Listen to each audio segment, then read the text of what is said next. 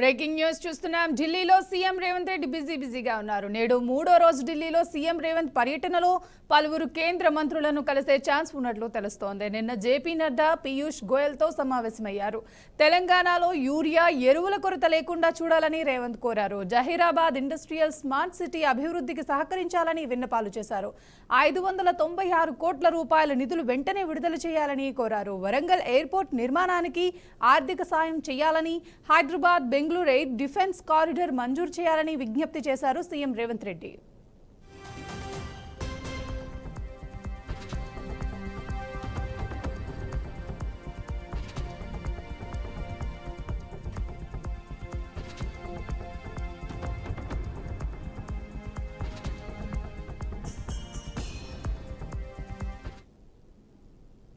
కాసేపట్లో AP cabinet భేటీ కానుంది. CM Chandrababu అధ్యక్షతన సమావేశం జరగనుంది. ఆగస్టు 15 నుంచే ఏపీలో మహిళలకు ఉచిత బస్సు పథకం గురించి చర్చించనున్నారు.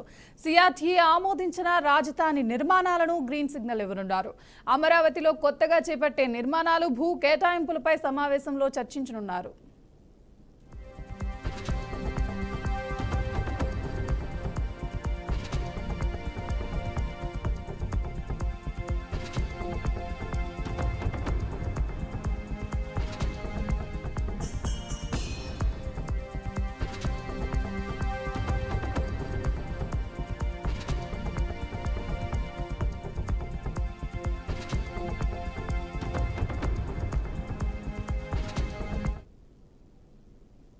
తెలంగాణలో పేదల సంక్షేమం కోసం ప్రభుత్వం నిబద్ధంగా పనిచేస్తుందని ఎమ్మెల్యే సీతక్క అన్నారు. పేదల ఇంట్లో వెలుగు నింపేలా ఉచిత విద్యుత్ని అందిస్తుందని తెలిపారు.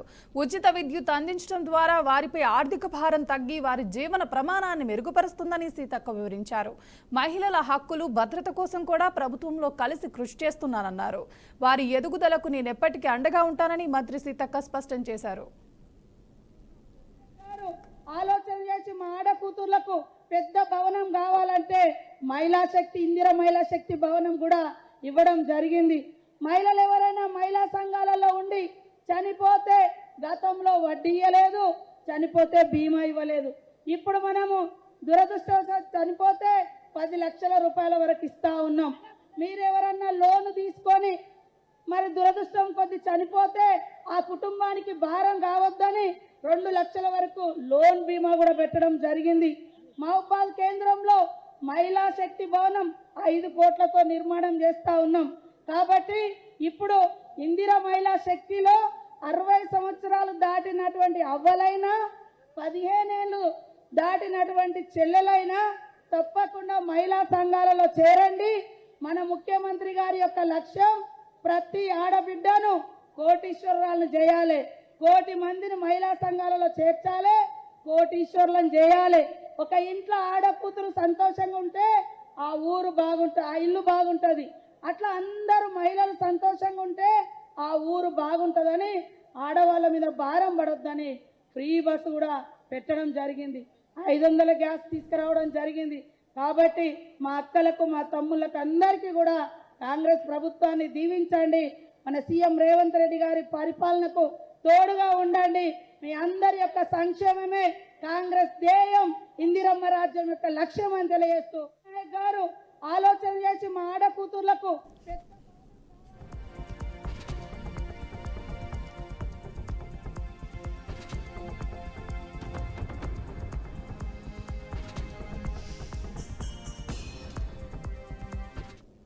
లోని పలు జిల్లాల్లో ఉరుములు, మెరుపులు, ఈదురుగాలతో కూడిన భారీ వర్షాలు కురిసే అవకాశం ఉందని హైదరాబాద్ వాతావరణ కేంద్రం హెచ్చరించింది. మంచిర్యాల, నిజామాబాద్ జిల్లాల్లో భారీ వర్షాలు కురిసే అవకాశం ఉందని తెలిపింది. జగిత్యాల, రాజన్న సిరిసిల్ల, కరీంనగర్, పెద్దపల్లి, జయశంకర్, భూపాల్పల్లి, మలుగు, భద్రాద్రి కొత్తగూడెం, ఖమ్మం, నల్గొండ, సూర్యాపేట, మహబూబాబాద్, వరంగల్ జిల్లాల్లో ఉరుములు, మెరుపులతో కూడిన వర్షాలు కురుస్తాయని చెప్పింది. ఆయా జిల్లాల్లో ఎల్లో అలర్ట్ జారీ చేసింది. గడిచిన 24 గంటల్లో నిజామాబాద్ జిల్లా నవీంపేటలో అత్యధికంగా 2.70 సెంటీమీటర్ వర్షపాతం నమోదైందని వాతావరణ శాఖ అధికారులు పేర్కొన్నారు.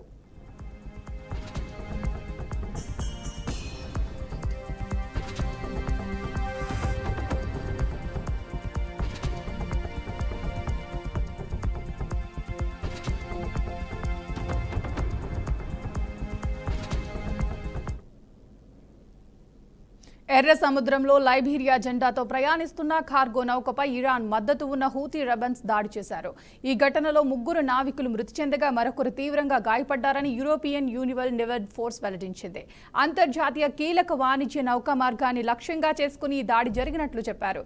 గ్రీక్ యాజమాన్యంలో ఉన్న ఎటర్నిటీ సీ అనే కార్గో నౌక సూయజ్ కాలువ దిశగా వెళ్తుండగా దుండగులు చిన్న పడవల్లో వచ్చి కాల్పులు జరిపారు. నౌకలో ఉన్న భద్రతా సిబ్బంది ఎదురు కాల్పులు ప్రారంభించడంతో ఘర్షణ చోటు చేసుకుంది. దాడిలో 3 నావికులు మరణించగా ఒకరు కాలు కోల్పోయినట్లు సమాచారం. దాడిపై ఇప్పటి వరకు హూతీలు స్పందించలేదు. నౌక ప్రస్తుతం సముద్రంలోనే చిక్కుకుపోయినట్లు తెలుస్తోంది. సిబ్బంది అందులోనే ఉన్నారని భద్రతా వర్గాలు వెల్లడించాయి.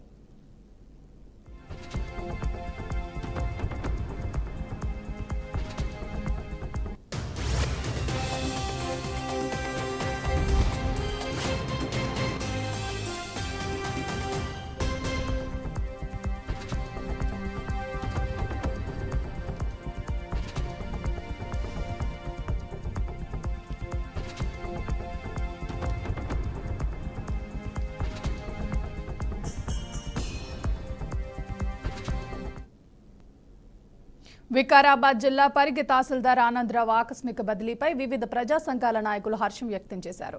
ఈ సందర్భంగా తహసీల్దార్ కార్యాలయం ఎదుట టపాకులు కాల్చి స్వీట్లు పంచుతూ సంబరాలు నిర్వహించారు. కార్యాలయాన్ని పట్టిన శని వదిలిందంటూ రైతులు స్పందించారు. పరిగి మండలంలో కొన్ని ప్రభుత్వ భూములను తహసీల్దార్ ఆనందరావు అక్రమంగా కొందరికి పట్టా చేశారన్న ఆరోపణలతో ప్రజా సంఘాల నాయకులు గత నెలలో వికారాబాద్ జిల్లా కలెక్టర్కు ఫిర్యాదు చేశారు. ఈ నేపథ్యంలోనే విచారణ చేపట్టిన అధికారులు తహసీల్దార్ను బదిలీ చేశారు. ఈ బదిలీపై ప్రజా సంఘాల నాయకులు సంతోషం వ్యక్తం చేస్తూ ప్రజా ప్రతినిధుల అండతో అధికారులు ప్రజలను వేధిస్తే ఊరుకోమని ప్రజా పోరాటం చేస్తామంటూ హెచ్చరించారు. మా డబ్బులు తినందే పని చేయనటువంటి తహసీల్దార్ ఆనందరావు గారు దుర్మార్గంగా వ్యవహరించాడు. ఉదాహరణకు దుద్యాల లోపల ఆయన 1 నెల పని చేసిండు.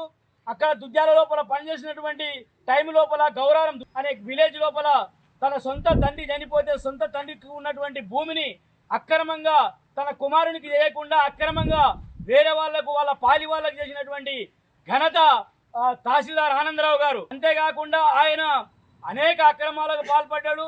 ఏసీబీ వాళ్ళకు కూడా 100 రూపాయలకు చిక్కిన ఘనత ఆయనదే. మితిమీరినటువంటి ఆలోచనతోని తెలివనట్టు యాక్షన్ చేసి కానీ చాప కింద నీరులాగా అధికారుల్ని తప్పుతో పట్టించినటువంటి మూర్ఖత్వం గల వ్యక్తి పేదలకు పెను ప్రమాదిగా మారిండు. రైతుల కడుపు కొట్టిండు. ప్రభుత్వ గైరాన భూముల్ని కబ్జా చేసిండు.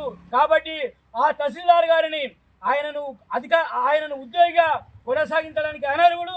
జిల్లా కలెక్టర్ మెజిస్ట్రేట్ గారు ఇక్కడ పరిగి నుండి పంపించినందుకు కలెక్టర్ గారికి మా ప్రజా సంఘాలందరి తరఫున ధన్యవాదాలు. పల్నాడు జిల్లా వినుకొండ ముట్లకుండ కాలనీలో దారుణ ఘటన చోటు చేసుకుంది. ఆర్కెస్ట్రా ఈవెంట్స్ కు సంబంధించిన డబ్బుల పంపిణీలో తలెత్తిన మనస్పర్ధల నేపథ్యంలో ఒకే రూమ్లో నివసిస్తున్న 2 వ్యక్తులు ఒకరిపై ఒకరు దాడికి పాల్పడ్డారు. షబీర్ దర్యా అనే 2 వ్యక్తులు డబ్బుల విషయంలో గొడవపడి కత్తులతో పరస్పరం దాడి చేసుకున్నారు. ఈ ఘటనలో షబీర్ తీవ్ర గాయాలయ్యాయి. సమాచారం అందుకున్న పోలీసులు ఘటనా స్థలానికి చేరుకుని క్షతగాత్రులను వినుకొండ ప్రభుత్వాసుపత్రికి తరలించారు. మెరుగైన వైద్యం కోసం బంధువులు అతన్ని ఓ ప్రైవేట్ ఆసుపత్రికి తరలించారు. అనంతరం ఈ ఘటనపై పోలీసులు కేసు నమోదు చేసి దర్యాప్తు చేపట్టారు.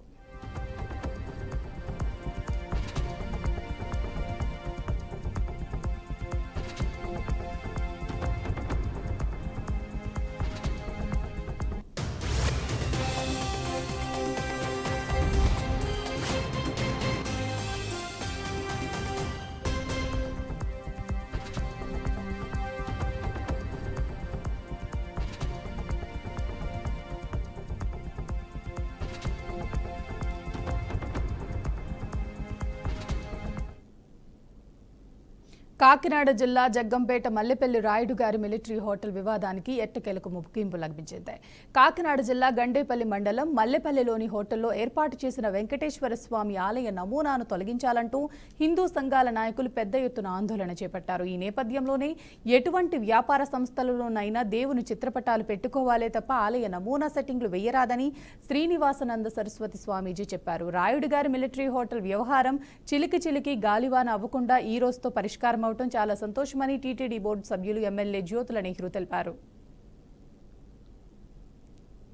బ్రహ్మాండ నాయకుడు కలియుగ ప్రత్యక్ష దైవం శ్రీ వెంకటేశ్వర స్వామి మిలిటరీ భోజన హోటల్లో వారు ఎంతో భక్తి భావనతో వేరే ఉద్దేశంతో కాకుండా వెంకటేశ్వర స్వామి మీద ఉండేటటువంటి ఆర్తితో, వెంకటేశ్వర స్వామి మీద ఉండేటటువంటి పవిత్రమైనటువంటి ఆరాధనా భావనతో ఈ హోటల్ మేనేజ్మెంట్ యాజమాన్యం వారు ఏర్పాటు చేసుకున్నారు. అయితే చాలామంది, కోట్లాది మంది వెంకటేశ్వర స్వామి భక్తులు ఒక దైవాన్ని వ్యాపారానికి ముడిపెడుతూ ఇలా చేయవచ్చున, భవిష్యత్తులో చాలా దుష్పరిణామాలకి రేపు మరొక వైన్ షాపులో వ్యాపార కేంద్రాల దగ్గర వస్తే ఇది హిందూ ధర్మానికే మాయన మచ్చవుతుందేమో, హిందువుల మనోభావాలు గాయపడతాయి కదా.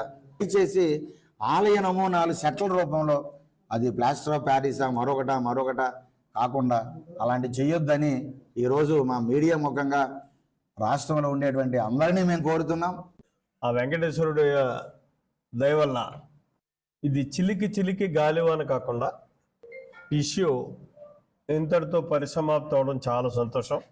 శ్రీనివాస స్వామి వారు సహృదయంతో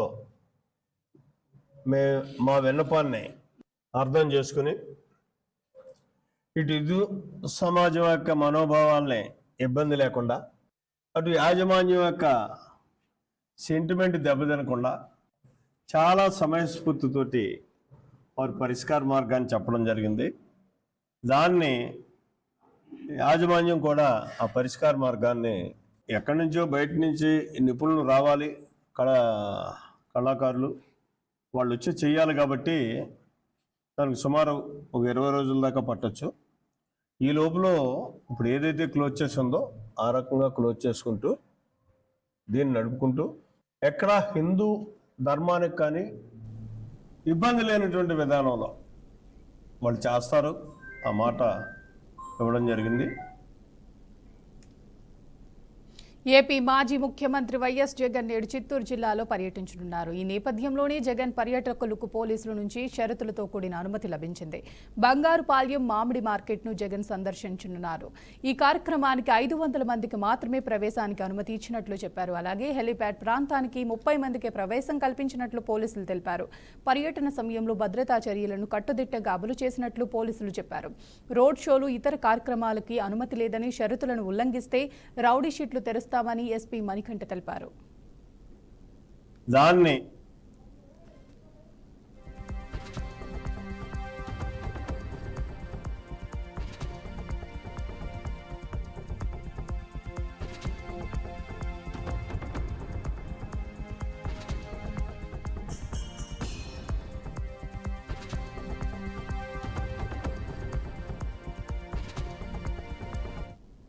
ఏపీ మాజీ ముఖ్యమంత్రి వైఎస్ జగన్ నేడు చిత్తూరు జిల్లాలో పర్యటించనున్నారు. ఈ నేపథ్యంలోనే జగన్ పర్యటనకు పోలీసుల నుంచి షరతులతో కూడిన అనుమతి లభించింది. బంగారుపాళ్యం మామిడి మార్కెట్ను జగన్ సందర్శించనున్నారు. ఈ కార్యక్రమానికి 500 మందికి మాత్రమే ప్రవేశానికి అనుమతి ఇచ్చినట్లు చెప్పారు. అలాగే హెలీప్యాడ్ ప్రాంతానికి 30 మందికే ప్రవేశం కల్పించనున్నట్లు పోలీసులు చెప్పారు. పర్యటన సమయంలో భద్రతా చర్యలను కట్టుదిట్టంగా అమలు చేసినట్లు పోలీసులు చెప్పారు. రోడ్ షోలు, ఇతర కార్యక్రమాలకు అనుమతి లేదని, షరతులను ఉల్లంఘిస్తే రౌడీ షీట్లు తెరుస్తామని ఎస్పీ మణికంఠ చెప్పారు.